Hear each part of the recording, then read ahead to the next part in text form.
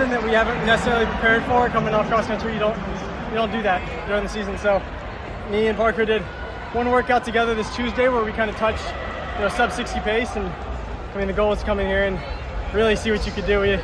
Neither of us had any idea what today could hold, so it was just going to come out, race, try to win, and both me and him together, whoever was going to beat the other was going to run really fast. So a little bit of friendly competition, but as you saw, we worked together pretty well. So.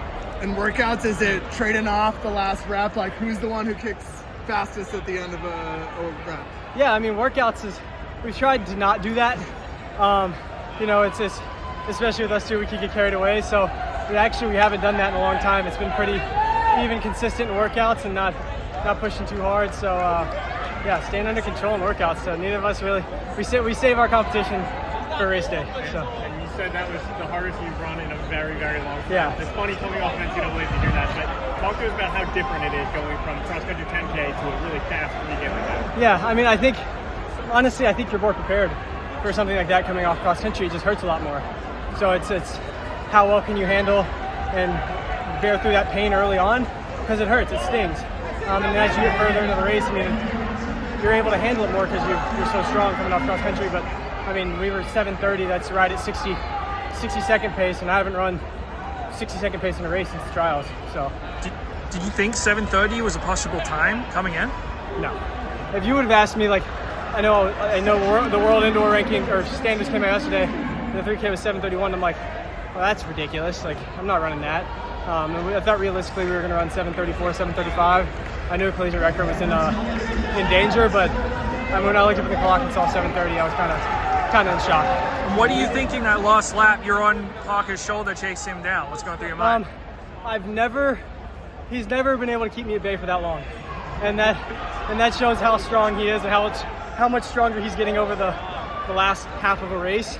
And so, I mean, coming with 60 to go, I wasn't closing quite as much as I thought I could, but I was just like, I got this. In my head, the whole last 200 meters was pretty much me repeating to myself, I got this, because I knew I was close enough where I thought I could get him at the end. But no, I mean, we worked together fantastic today. So when Josh Joey stepped off the track and Yassine kind of took over the pacing duties, in a metaphorical way, what was going through your guys' head there, especially knowing that he was keeping the pace hot? Yeah, I mean, it's funny enough we planned for that. So like, we had watched a few races from the last 2 years, and the moment the pacer jumped off, I mean, Yassine was right there keeping the pace going. I mean, he obviously super fit and ran 7:34. Just like in his mind, that was the best way to do it. And me and Parker was like, we know he's going to do that. Let's just stay close. His pace is going to stay hot, and then let's line it up over the last 600 meters. So, leading up to this race, obviously a lot of people talking about if the record was going to go down, but halfway through, everybody knew it wasn't a matter of if, it was by how much and how many people were going to do it. What did it feel like being a part of that group and that experience with the crowd? Yeah, I mean, to be honest, it's like you get a group of 4 or 5 people there. I don't know how many were there until 800 to go. I assume it was probably 4 or 5 of us. I knew Gary was going to be close. He had a fantastic cross season. So yeah, it was just how far I can be up without pressing too hard and trying to stay as calm as possible. But yeah, I mean, when you have that big of a field and you have the atmosphere of this place, I mean, I've never raced here before. So I mean, it was pretty cool. You said that Parker usually doesn't hold you off for that long. How long does he usually hold you off for before you go? I typically, you will watch some races 2 years ago, the 3K, I got him once. Last year in the 1500, I got him once. And I can normally go by him at 100 meters to go. Today was not that. And he's just getting so much faster and so much stronger. I mean, he ran 7:30 today. I can't wait to see what he runs in the 5K in 2 months. So, I mean, he's gonna be tough to beat, that's for sure. What do you consider your primary distance? Is it the 3K? Is that the sweet spot? I think this is it, yeah.